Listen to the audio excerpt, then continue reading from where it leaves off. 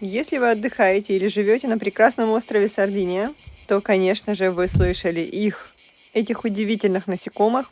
Это не сверчки, не кузнечики, это цикады.